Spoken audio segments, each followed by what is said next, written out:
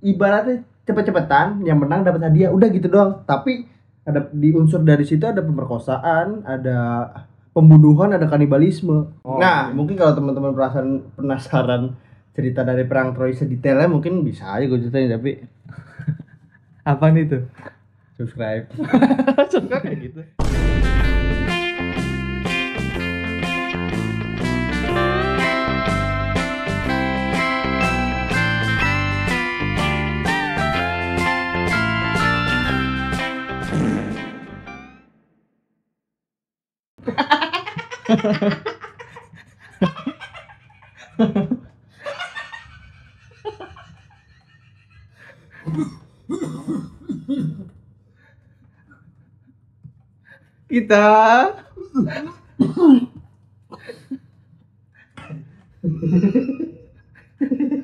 Kita Bercanda wawasan dalam bercanda. Subhanallah. Lu kenapa nangis? Apa? Lu kenapa? Ingat bapak gua? Ingat bapak lu? Enggak. Ya ingat maksud gua, tapi kan enggak di. Tapi kan emang kenapa kayak gitu, kenapa? Yesus cogil. Tapi gue pengen sedih sih kalau gua. Ya sedih. Nah, tapi lu suka kesini cerita Joker? Joker. Iya. Dia bisa jadi cekian, main cekian gitu. Bukan. Bukan, itu mah Joker Remy. Main apaan? Joker. Musuhnya Iron Man. Bukan, itu mah poker. Bukan, enggak ada. Enggak ada. Joker. Musuh Batman. Film Joker. Ayo musuh Batman. Emang iya? Iya. Enggak nonton. Nonton gua. Enggak gua iya, gua. Batman yang di Gotham City. Iya ngerti. Tahu kan lu yang ada penguinnya? Iya. Emang bohong. Takut banget ya, enggak tahu. Enggak naik.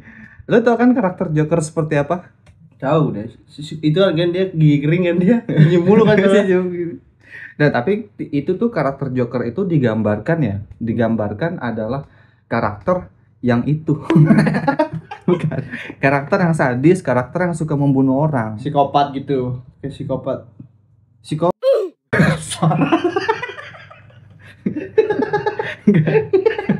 Iya, bisa dikatakan psikopat, anarkis lah. Iya. Dan dia ketika membunuh, ketika dia balas dendam gitu sama lawan-lawannya, karena kan dia kan dulu kan disakitin kan. Karena dia makanya jangan menyakiti orang yang baik gitu. Iya, benar-benar.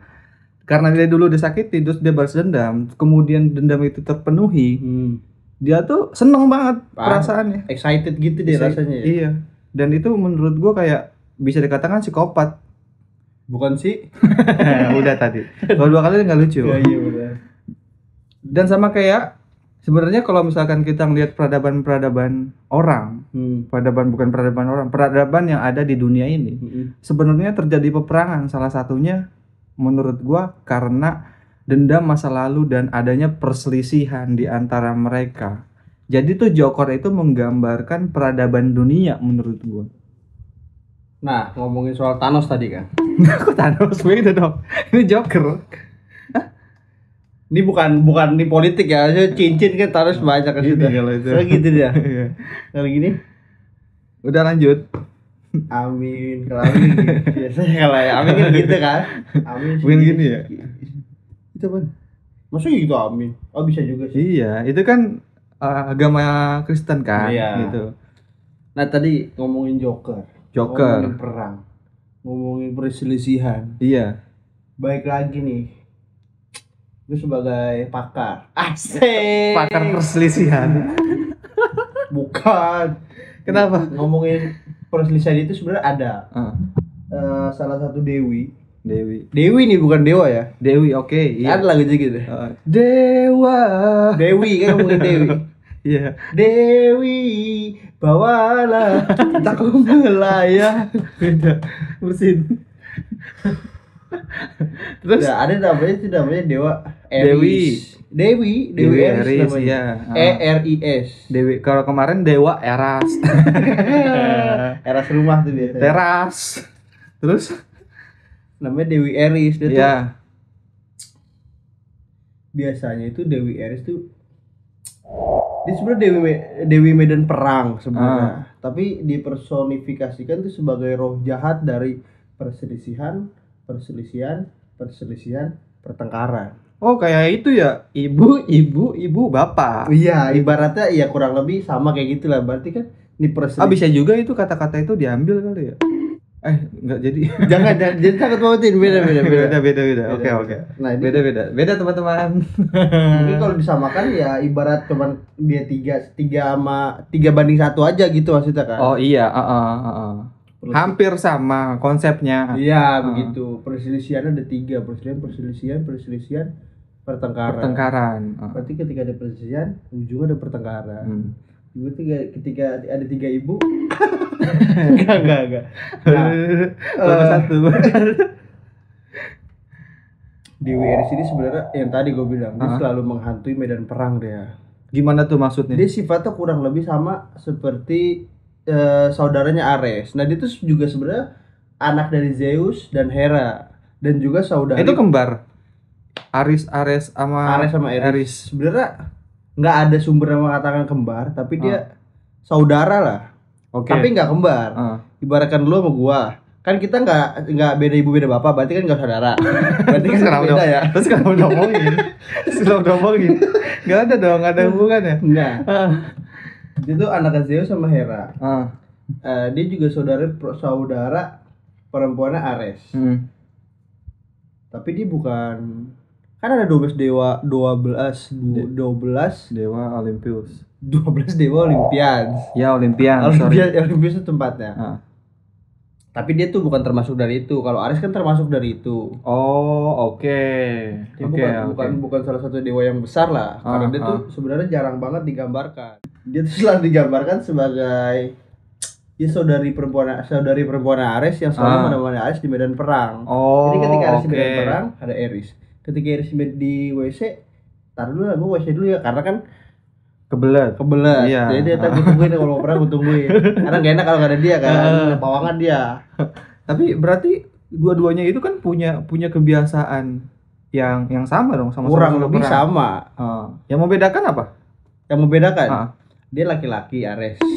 Oke, itu tahu gua. Dewa sama Dewi laki-laki sama perempuan. Nah, menurut gua nih si Ares ini sebenarnya lebih kejam daripada Ares.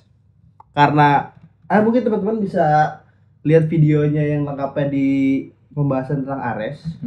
Bagaimana sifat Ares. Nah, si Ares ini menurut gua lebih kejam karena ketika ada pertempuran berlangsung, ketika ada pembantaian manusia berlangsung, ketika ada penghancuran kota berlangsung, lalu itu semua selesai, berarti kan udah bubar semua nih. Iya dong, bubar.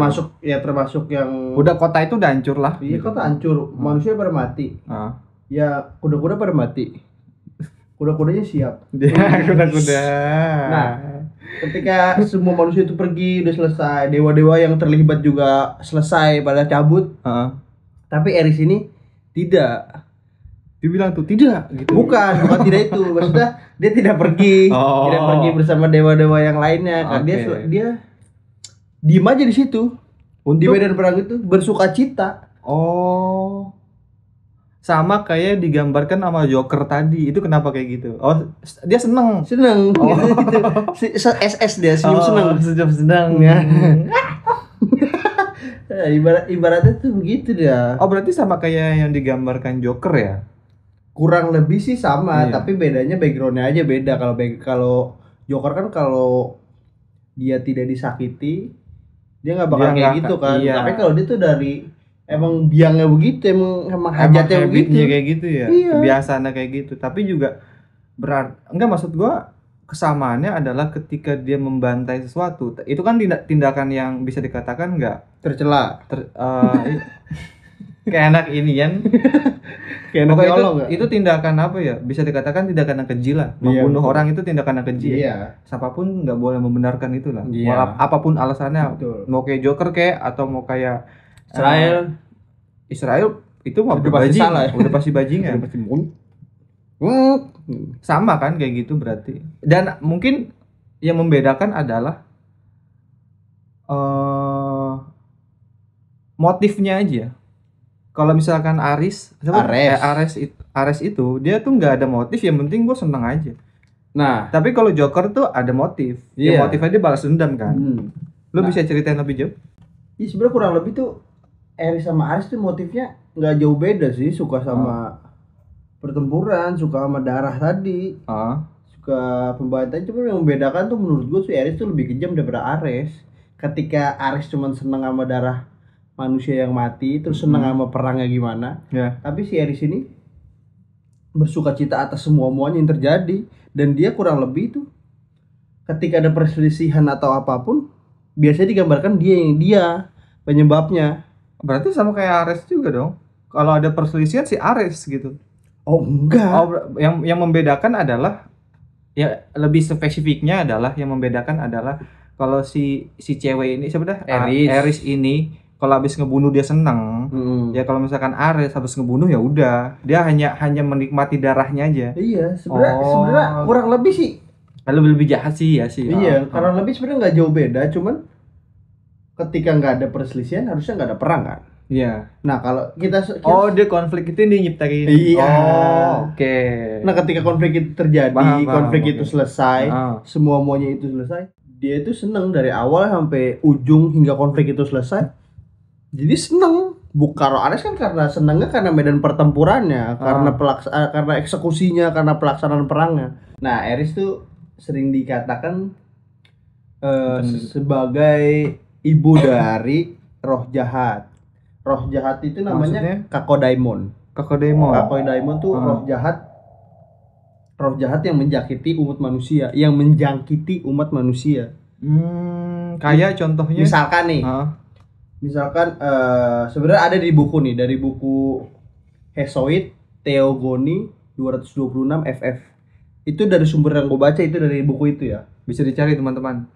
Nah, di sini dari ibu nih, teman gue baca ya, soalnya banyak contohnya. Misalkan ibu dari Ponos. Ponos itu digambarkan sebagai kesulitan. Nah, bagaimana manusia mendapatkan kesulitan dari semua usahanya itu dari anaknya itu. Lalu ada Lete. Aduh, Lete banget gua. Letih. Nah, Lete itu digambarkan sebagai kelupaan. Lalu ada Limos. Limos digambarkan sebagai kelaparan. Ada Algea, rasa sakit. Hisminai, perkelahian. Ada Makai. Bukan striker Munchen ya, Roy Makai dulu. Nggak tahu pasti. Tahu gua. Nggak. Wayne Rooney. Nah, Makai digambarkan sebagai perang. Ada namanya Ponoi, pembunuhan. Androk Tasiai, pembantaian manusia. Neika, pertengkaran. Pseudologoi, kebohongan. Ampilogiai, perselisihan. Dysnomia, anarki. Ate, kehancuran. Bukan Ate stand up ya. Ate itu lucu banget. Bang Ate. Salam dari Kreo. Lalu yang terakhir ada Horkos. Horkos tuh gimana ngomongnya Horkos tuh? Misalkan digambarkan sebagai kutukan sumpah palsu. Digambarkan kayak gimana ya kutukan sumpah palsu tuh? Contohnya kayak misalkan demi apa lu? Demi Allah. Nah itu kan lu bohong, itu sumpah palsu kayak gitu. Ketika ada orang yang bersumpah palsu langsung dikutuk. Nah itu adalah semua itu karakternya sih itu anak-anak kasih Ares. Nah semua sifat itu yang menjangkiti manusia yang digambarkan ibunya adalah Ares. Berarti dari semua apa itu mau Kamehameha? Enggak, masang bola. Lucu bener. Semua sifat-sifat yang menjangkiti manusia ini si ibunya si Ares. Oke. Berarti Ares ini memang punya faktor kejahatan lah. Nah itu Ares itu tuh maksudnya.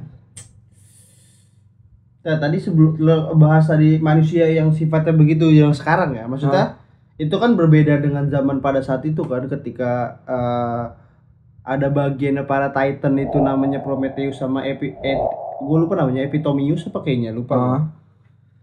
Dia emang sudah dibagi perannya nih, si Prometheus buat manusia, si Epimetheus ini buat hewan. Jadi mereka yang buat manusia ini, jadi nggak, kalau dibahas sama dunia sekarang mungkin nggak relate aja. Tapi ketika penciptaan manusia pertama itu, ketika penciptaan manusia itu terjadi, sifat-sifat itu belum ada. Nah awalnya itu ketika dibuka kotak Pandora itu. Tapi karena dia digambarkan sebagai orang yang selalu menimbulkan perselisihan, ya kan? Pastinya ada dong cerita-cerita tentang perselisihan-perselisihan yang dia ada di dalam konflik tersebut gitu. Kira-kira apa? Nah, gue pernah baca dongeng itu nama dongengnya dongeng Aesop. Kayak Aesop.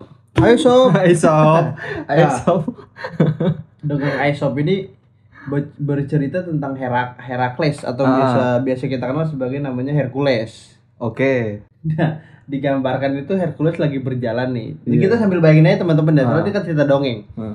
Lagi berjalan di gang sempit. Ya ibarat kata ketika gang sempit itu cuma muat jalan 2 orang tapi udah bersentuhan lengan. Oh, oke, iya. Pokoknya saking kecilnya lah gang itu. Ya. Nah, ketika di jalan gang sempit itu, Hercules melihat buah apel. Lalu siapa nih? Langsung Steve Jobs ada tuh di situ. Enggak, jauh. Jauh. Yang ada waktu itu Bob Marley ya, Pak. Jus apel. Jus melon. Itu beda ya? Itu bukan Bob Marley juga. Bukan itu Mas Urip. Itu anaknya ya? Bukan Mas Urip itu penyanyi reggae Indonesia dong. Udah jauh dong. Bob Marley. Nah, ketika di jalan gang sempit gitu teman-teman kita agak lancong-lancong gitu. Ketika di jalan gang sempit itu ada buah apel. Nah, dia penasaran kan, ini punya siapa? Ini buat apa? Gue iseng gue hancurin aja kali ya. Kata Hercules. Dia kan punya senjata, punya tongkat. Bisa digebuk pakai tongkatnya. Bejeduk. Itu efek sound. Ada suara begitu, ditulisin di dongeng itu. Bejeduk gitu. Nah, terus tapi anehnya itu apel itu nggak hancur. Tetapi malah ukurannya membesar 2 kali lipat. Karena sabar. Sebenarnya 2 kali lipat nih. Nah, Hercules penasaran kan? Iya. Digebuk-gebuk terus. Jeduk. Main drum lah. Berarti 70 kali. Nah, dia berjeduk mulu tuh sampai 472 ribu miliar kali. Gitu dah. Pokoknya saking banyaknya apel itu juga nggak hancur. Tapi malah membesar. Akhirnya sampai ukuran apelnya itu menghalangi jalannya Hercules di gang sempit itu. Sampai ketutupan tuh Hercules udah gak bisa jalan. Lalu Dewi Athena nih melihatnya. Dia melihatnya, apa bisa gede. Tapi berarti Hercules heran nih. Heran kan. Akhirnya enggak lanjutin. Nah, akhirnya Athena bilang, jangan heran, jangan ragu, jangan bimbang. Visi ya. Jangan heran, jangan ragu, jangan bimbang. Itu adalah Eris, sebuah perselisihan. Dibilang gitu. Digambarkannya seperti itu. Oke. Nah, yang gua tangkap itu apel ini sebagai perselisihan. Si Hercules ini sebagai manusia. Iya. Nah, enggak, maksud gua ibarat kata nih ya, ketika apelnya kecil itu sebuah perselisihan, terus kita memperangi perselisihan itu, malah akan membesar. Nah, perselisihan di sini yang gue tangkap itu adalah sebuah provokasi. Iya. Nah, ketika sebuah provokasi, ini ibarat provokasi itu apel ya. Ketika sebuah provokasi itu tidak diperangi, tidak diomongin, tidak dinotis, ukurannya akan tetap seperti itu kan. Layaknya buah apel kecil itu. Tapi ketika sudah dinotis, diomongin kemana-mana, disuarakan sebesar-besarnya, makin besar. Apalagi dipukul, makin tambah lebar, tambah besar. Iya, ibaratnya provokasi lah. Ini yang gue tangkep ya, karena menurut gue itu masuk aja sih ceritanya dari sebuah cerita apel itu buat perselisihan atau provokasi itu. Berarti provokasi itu harus 2 detik gitu sih. Enggak. Berarti provokasi itu artinya adalah konflik yang ditimbulkan kan? Iya gak sih? Ketika si Hercules itu mukul si apel itu, berarti kan ada ada hal yang dimulai gitu. Misalkan ya, ada satu di antara dua orang nih. Ini di konteksnya bukan dewa. Satu di antara dua orang. Dia lagi udah bacot, lagi berdebat. Padahal debatnya ilmiah atau debatnya baik-baik aja. Tapi ada satu orang yang memprovokasikan subjek dari perdebatan itu, sehingga keduanya itu tuh adu argumen. Tapi dia nggak sadar. Nah itu kan ada juga provokasi yang tidak terlihat kan? Iya. Gitu. Nah, ibarat yang gue bilang apel ini atau provokasi ini kayak maling nih. Misalkan maling ayam. Lalu yang punya sapinya ini marah. Tuh punya sapi. Gak. Fokus. Ada dia ada maling ayam. Nah, yang punya ayam dia nangkep ini nih. Tapi ya udahlah, karena udah ketangkep ya udah, maafin, pengen dilepasin. Tapi ada satu. Tapi kan tetap aja nih ada orang yang ngumpul, maling bakar. Nah, maksudnya bentuk yang kelihatan apel yang kayak gitu tuh. Oh iya. Ibaratnya begitu. Yang sering digambarkan Eris kan sebagai dewi medan perang nih. Oke. Tapi sebenarnya dia tuh tidak membatasi pekerjaannya atau tugasnya di medan perang aja, tapi di berbagai tempat, semua aspek kehidupan tuh sebenarnya dia ada. Terus melanjutkan pertanyaan lu tadi, ada nggak kisah perselisihan di antara kehidupan selain perang terlibat si Erisya ini? Ya. Nah, ada kisah namanya Politeknos. Bukan sekolahan lu tuh? Bukan, itu Politeknik. Politeknos namanya, Politeknos dan Aedon. Aedon. Ayo dong. Kan cadel eng dia. Cadel eng. Ada orang cadel eng ya? Jangan ngomong jangan apa jalan. Jalan. Kalau ngomongnya gini, Itu bisa. Ya. Ngomongnya itu bisa ngomong bukan cadel eng dong. Politeknos dan Aedon. Dia adalah seorang pasangan suami istri. Oke. Suami sama istri. Iya dong, kalau sama istri sama istri. Iya. Ketika suami sama suami kan? Iya. Ijai. Iya, serang dong. Enggak peduli gua. Serang ya? Iya. Oke, nanti gua telepon teman-teman gua. Emang ada? Lu berteman sama mereka? Enggak. Idis. Gua enggak. Dia bilang gua bapak gua. Nah, Politeknos dan Aedon ini adalah pasangan suami istri. Nah, dia beranggapan bahwa mereka berdua ini saling cinta melebihi apa? Batu. Nah, mereka berdua pasangan suami istri ini saling cinta. Tapi cintanya ini menurut mereka melebihi cintanya Zeus kepada Hera maupun Hera kepada Zeus. Nah, Kenapa dia permasalahin kalau gitu? Sabar. Dia mengumbar-ngumbar cintanya itu tuh, bahwa gue tuh lebih cinta suami istri gua lebih besar daripada Zeus dan Hera gitu. Hera mendengarnya itu marah. Ketika dia mendengar itu, dia langsung mengirim si Eris ini nih, si perselisihan ini nih kepada suami istri. Oh, paham. Nah, bagaimana caranya? Si Eris ini membuat sebuah kompetisi sederhana di antara mereka berdua.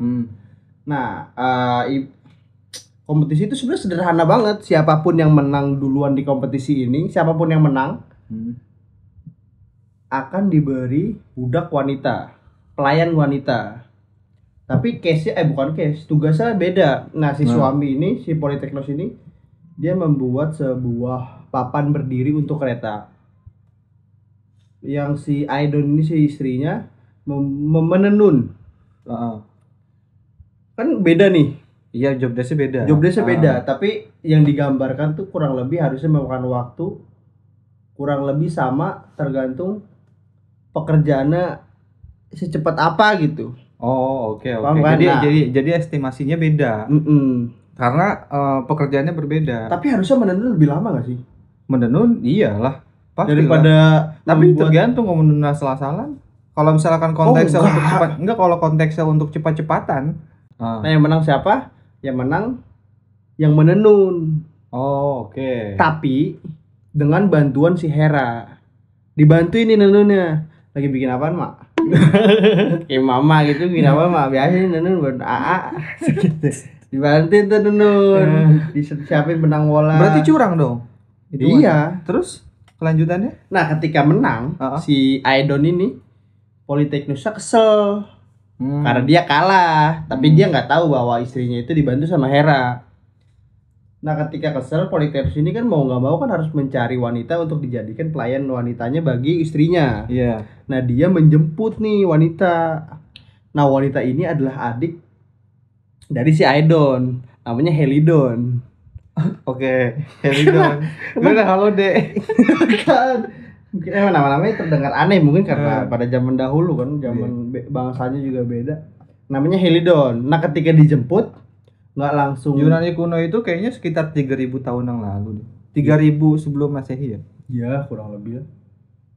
Nah, balik ke cerita, Helidon ini dijemput, tapi ketika dijemput nggak dijelasin dia mau dibawa kemana, buat apa. Tapi kalau diserahkan begitu saja, dia tahu dong si Aedon bahwa budaknya itu adalah adiknya sendiri. Lalu si Politeknus ini memperkosanya dulu. Oke. Lagi. Karena balas dendam dia tadi tuh, karena dia kalah, dipakai dulu. Jangan gitu suaranya dipakai. Ketika udah kucel, disamar-samarin bajunya, make upnya, semua-muanya disamar-samarin biar nggak ketahuan identitasnya bahwa dia adiknya si Aedon, si Helidon ini nih. Nah, singkat cerita, sudah jadi budak wanitanya. Tapi kan namanya layaknya peribahasa kan, sepandai-pandai itu yang melompat bakal jatuh juga gitu. Sepandai-pandai menyimpan bangkai akan tercium juga. Nah, itu akhirnya ketahuan nih identitasnya si Helidon budak wanita ini. Nah, Aedon marah dong. Marahnya gimana tuh? Oh gitu. Dia kan ada gini juga di si enggak. Nah, si Aedon ini marah karena dia adiknya dijadikan sebagai budak wanitanya, terus diperkosa juga sama suaminya.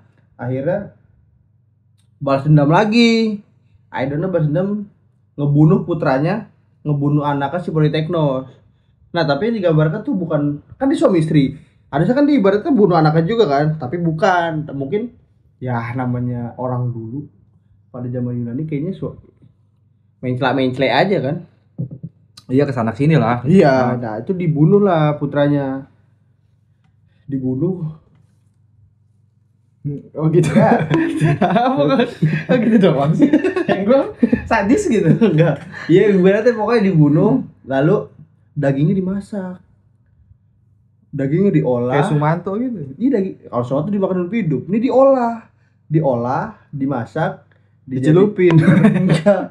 Diolah, dimasak, dijadiin suatu hidangan buat si Politeknos ini. Nah, ibarat katanya si Politeknos makan daging anaknya sendiri.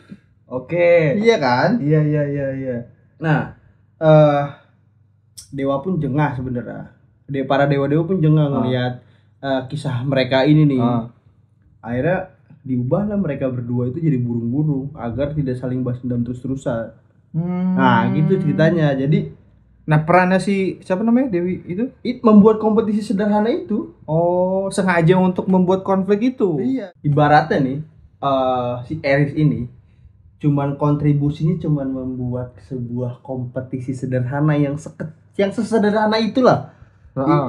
Ya cepet-cepetan, yang menang dapat hadiah gitu doang. Iya, tapi di balik itu ada intrik lah istilahnya. Iya gak sih, ada bisa dikatakan ada hal-hal keburukan tersirat untuk membuat perselisihan itu kan. Iya.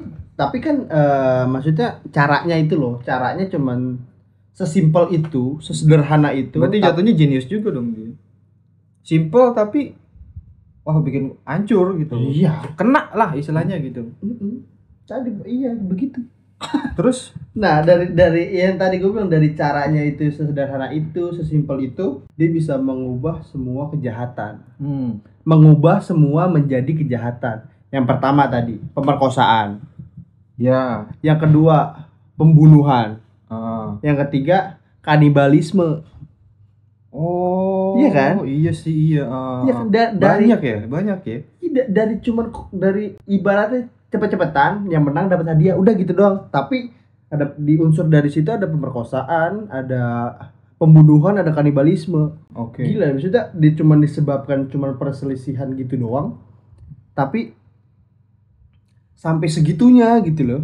Dan itu juga menggambarkan keburukan, bukan keburukan dalam konteks yang dilakukan manusia zaman sekarang ya. Iya gak sih? Kalau manusia zaman sekarang kan hanya membunuh perang, ya gak sih? Itu kan ada kanibalismenya gitu. Iya. Nah, kanibalisme itu kan bangsa barbar dulu kan melakukan itu juga. Iya gak sih? Iya, kayak sebenarnya case-case di Indonesia pun juga sebenarnya ada ya kanibalisme, ada sih, tapi kayak kayak Teddy Sumanto gitu. iya, ya itu kan tapi maksud gua nggak dalam intrik yang konfliknya panjang. bukan Kompleks. konfliknya itu kecil tapi penyebabnya panjang. Tadi ada kanibalisme, terus pembunuhan, pemerkosaan, terus apa lagi tadi? Pembunuhan. Iya ya kan? Dari case yang kecil aja. Iya, bisa menyebabkan seluas itu. Iya, Nah, itu hebatnya bahayanya perselisihan ketika yang tadi sudah disebutkan, ketika kita menotis itu perselisihan itu. Harusnya kita diemin aja. Misalkan harusnya ya, ketika misalkan si cewek tadi istrinya si Aidon itu menang, ya udah terima aja. Harusnya gitu kan selesai, harusnya ya. Iya. Ya ketika masuk perselisihan itu, ya apapun terjadi itu loh. Tapi kan itu juga menggambarkan sifat manusia juga gak sih? Ketika kalah, dia punya satu, bukan punya satu, ada sedikit dendam yang kemudian menumpuk suatu saat gua akan balas lu. Iya, paham. Gitu gak sih? Tapi kan ini konteksnya kompetisi. Tapi kan harusnya menjunjung tinggi rasa sportivitas ya gak sih? Harusnya. Iya, harusnya kan seperti itu nah ya. Ya mungkin itu yang disebabkan, mungkin ya, di cerita itu si balas dendam itu disebabkan dari roh jahat, bukan roh jahat, daimon si Eris itu. Bisa jadi. Iya sih. Berarti unsur itu ya? Iya. Ada case lagi sebenarnya nih. Tadi kan tentang perselisihan di sebuah pasangan suami istri. Ada kasus, mungkin lu tahu ya, perang Troy. Perang Troy, itu. Film iya. Troy. Iya. Namanya Perang Troya atau Troja. Iya. Ada juga tuh kisahnya ya, ada di Dewa Ares ya? Ares ada. Aphrodite ada. Aphrodite ada juga. Kayaknya. Enggak deh. Enggak ada ya? Enggak ada kayaknya. Di sini aja udah. Nah, mungkin teman-teman juga agak familiar sebenarnya. Mungkin familiar dengan kisah Apel dan Dewi Eris ini sebenarnya. Yeah. Baik lagi ke Apel kan. Nah, ketika ada pernikahan, yaitu namanya Peleus dan Thetis. Bukan, jangan tambahin S-nya ya. Kalau Thetis dan Beta kan Thetis S2 gitu. Maksudnya itu. Iya. Nah, ketika di pesta pernikahan mereka, semua dewa-dewa diundang. Seperti Zeus, Hera, Aphrodite, semuanya pokoknya diundang. Dionysus. Iya, semua diundang. Yang nggak diundang itu cuman Dewi Eris. Karena perselisihan itu. Dia nggak mau pesta pernikahan itu ada perselisihan. Ada orang itu. Iya, ada. Bukan orang. Ada Dewi itu ya. Nah, terus misalkan ketika kita di komunitas, misalkan kita di organisasi nih, misalkan organisasi A, lu nikah nih, terus lu ngundang semua anggota organisasi lu, tapi cuma satu yang nggak diundang, kesel gak? Ya kesel. Harusnya kesel dong. Harusnya orang itu kesel.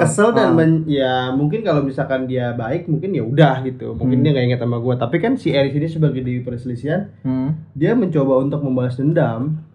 Dan dia berjanji dan akan bertekad akan muncul berada di pesta pernikahan ini gitu, untuk niatnya sih ketika dia muncul untuk menciptakan perselisihan yang ada di pesta pernikahan itu gitu.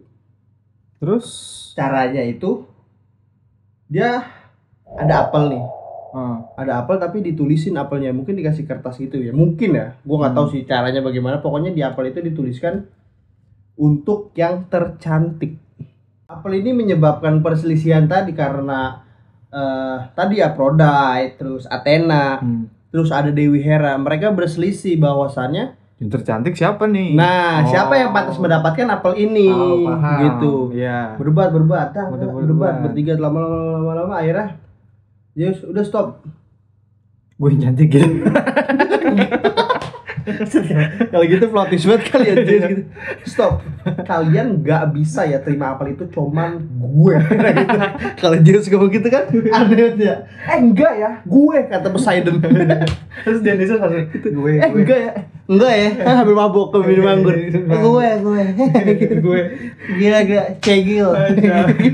Satunya gue mabok.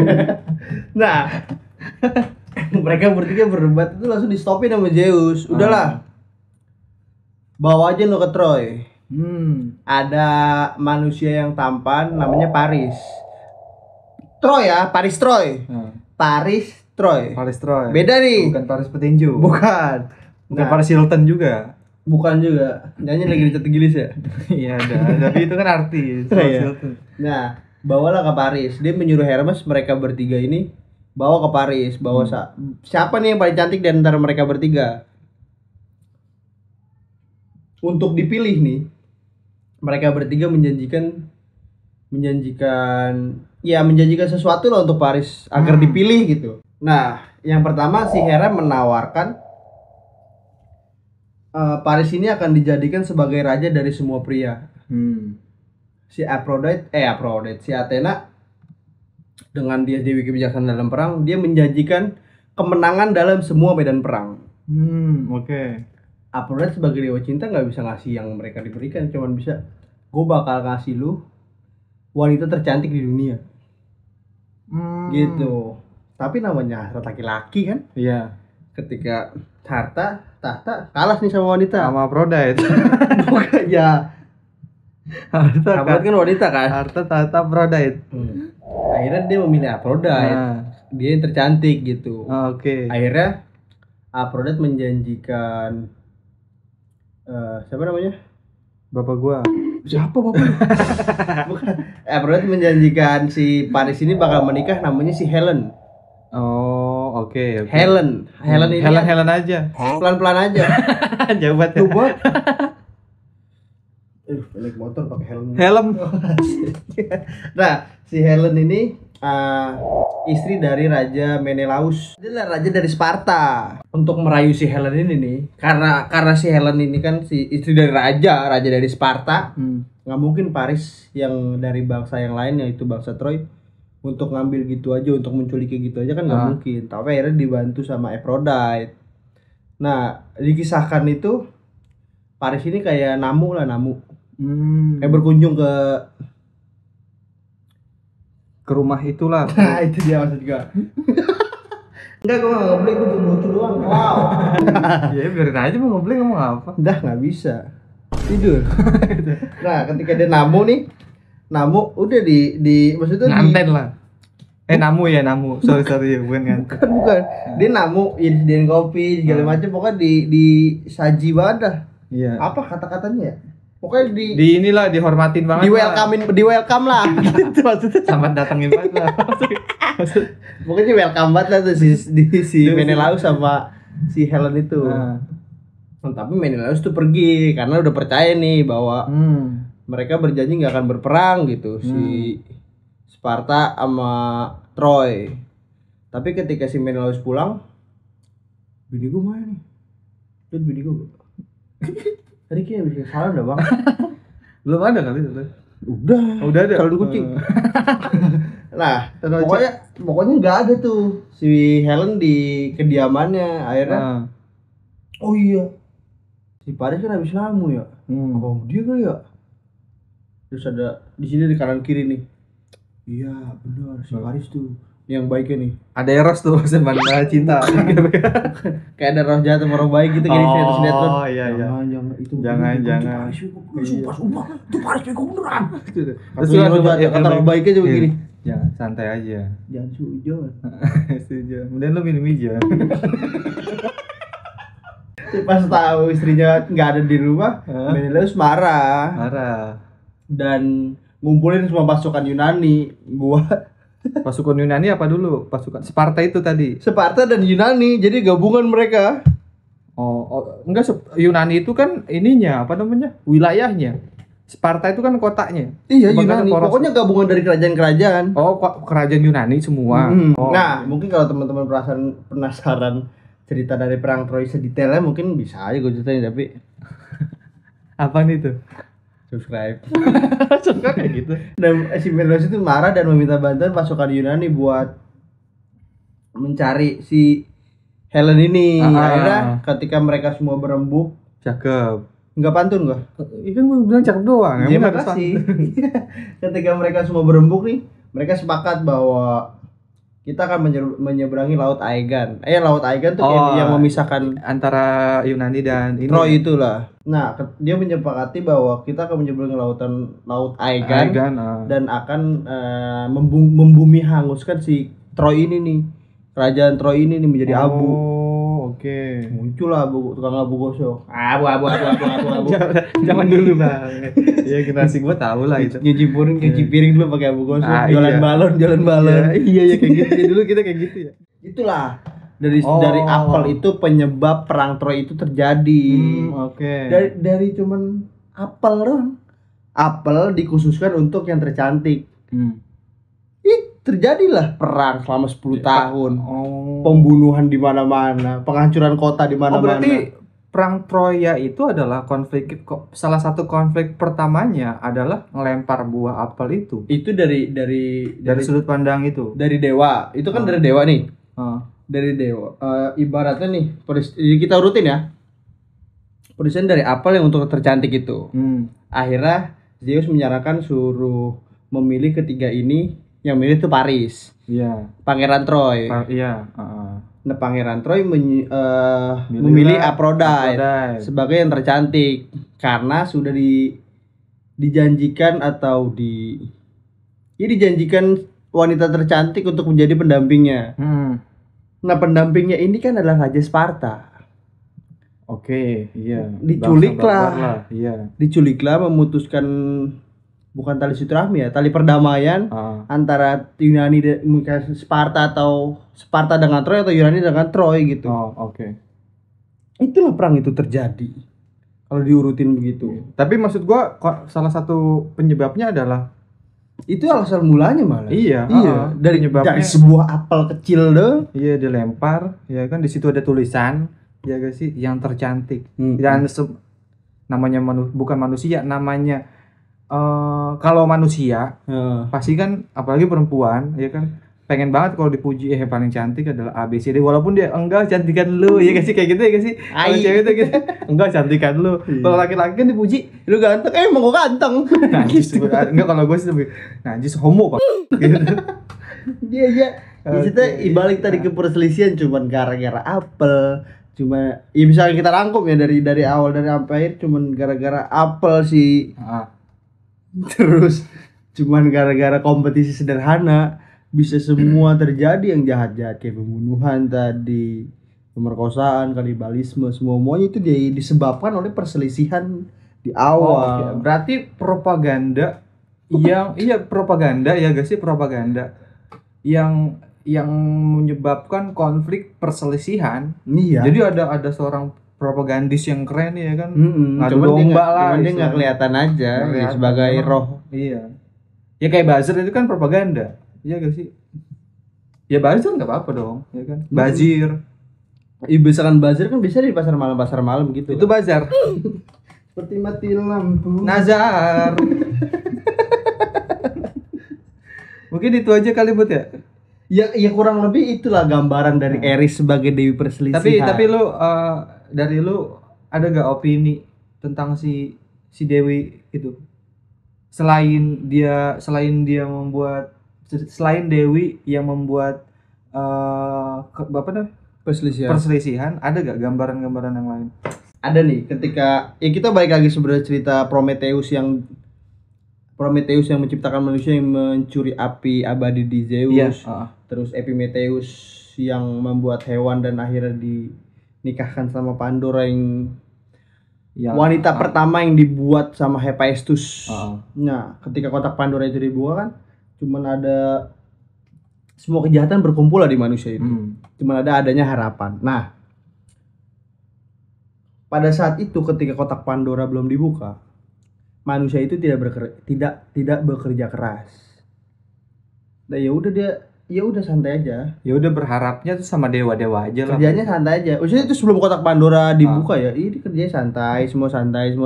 Nah, ketika kotak Pandora itu dibuka, cuman adanya harapan.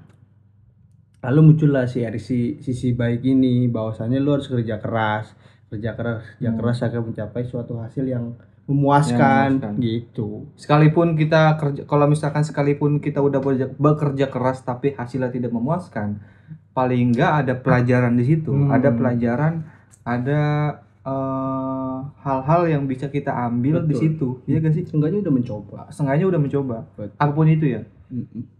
Dan itu kan kalkulasi untuk mencapai suatu keberhasilan kan. Iya. Jadi kayak Mario ini ya. Mario Bros. Nah begitu mungkin itu ya.